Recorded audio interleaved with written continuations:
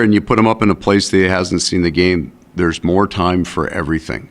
And sometimes that's a really good thing. So Neil plays at a really high level, right? He's an energy guy out there.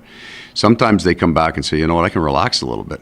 There's more time than I think, or it feels like in practice and in game. So there is that value if they can see it like that. And I think certain players can pick out those things. I think, but you see the camera on, and I'm talking about the Winnipeg Jets, just anybody up in the stands, half the time they're on the phones, right? So I mean, that's the standard look, right, for a guy who's sitting out. So you need a guy that can actually understand what he's seeing and be interested in it. So I think Neil got full value out of that. We'll go next to Ken Wiebe from Sportsnet. Go ahead, Weber. Morning, Paul. At least based on yesterday, it looked like you're going to move Dubois back onto the wall. What can you tell us about that, and what was that conversation like with him? So that conversation started a long time ago, and it's about where are you most comfortable. Center ice is his most comfortable position, but he came into the league basically as a winger. He had spent almost all his time, but it wasn't on the left wing, it was on his off wing. It was on the right side. He's far more comfortable on the right than he is on the left. The genesis of this is wanting to get Matty Perreault back to the left. And so I've got kind of complete confidence that Andrew Kopp's going to come back into our lineup. I'm not sure whether Nicky plays game one or not. We'll know in the next handful of days. He skated this morning, so that's a real positive with the group in a gold, but with the group, non-contact.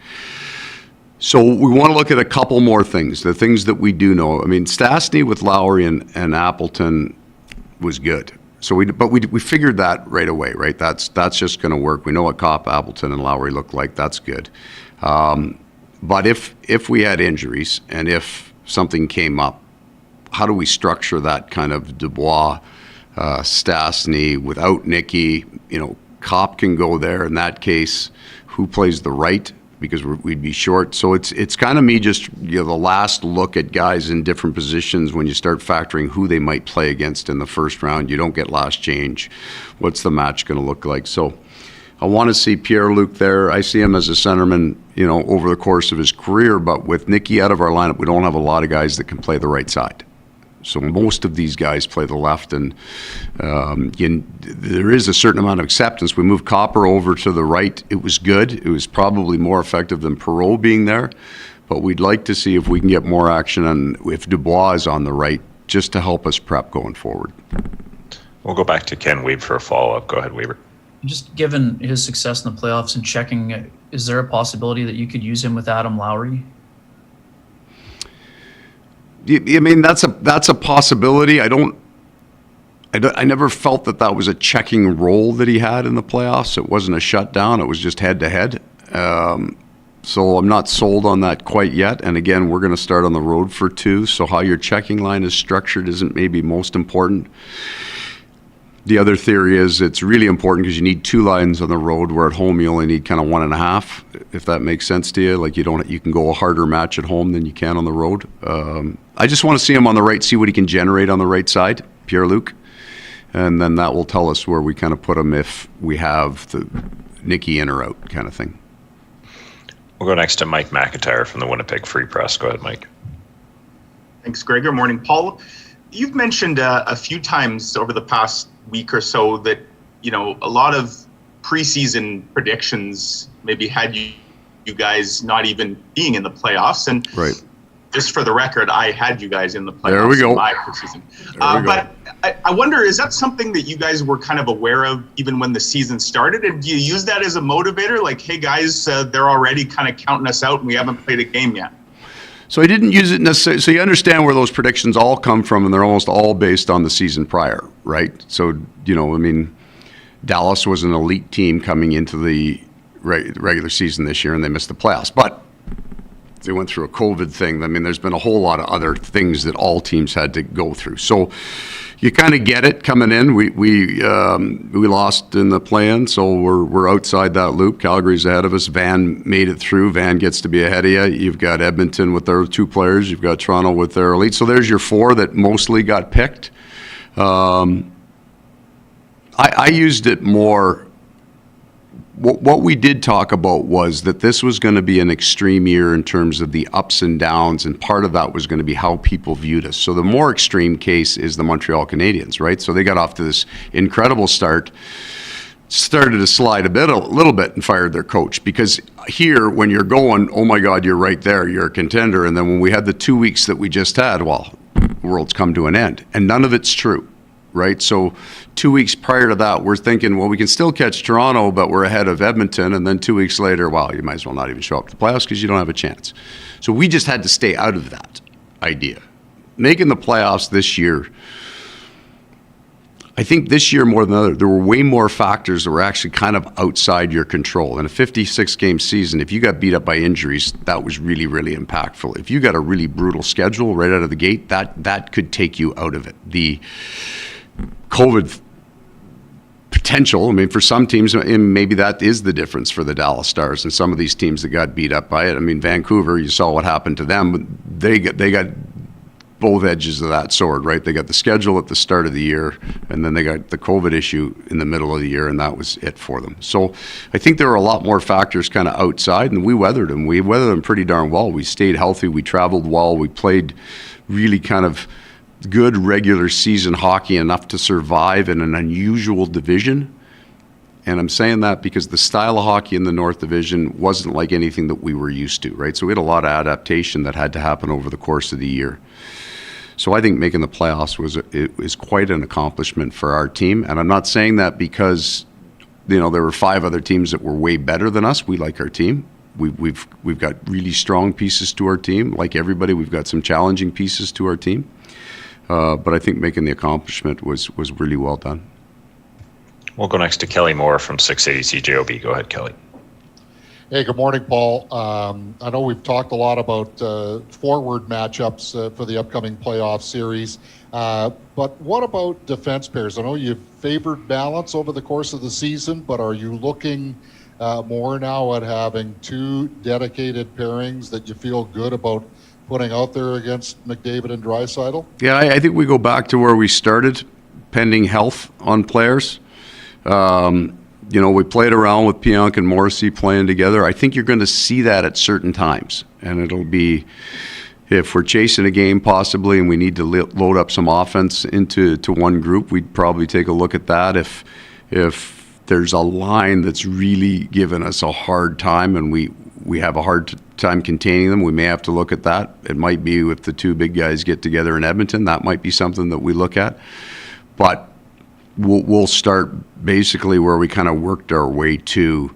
Pionk comes back in, forward's really good in the last game, right? So we start to get those pairs back together a little bit. We'll wait to see where Tucker Pullman gets to here over the next few days, and spread it out a bit. We'll go next to Scott Billick from the Winnipeg Sun. Go ahead, Scott. Thanks, Gregor. Paul, you know, I know there's one game to go left, but, you know, the season's essentially, or the regular season is essentially over. Nate Thompson was on here talking about how difficult it's been for him not to see his child since the season started. I guess, you know, based on what you've observed over this season, how difficult has it been, I suppose, for players? I mean, yourself, coaches, what have been maybe the biggest challenges during this? I mean, other than, well, I mean, isolation might be one of them, but, you know, just trying to figure out the... Yeah, so I think that's the big one. I think that's the isolation has been the big one. So I really feel a need to put a qualifier on this answer, and that is there's a whole bunch of people out there going through way more than we are, right? So we don't have, because we're working, we don't have any of those concerns about paying bills.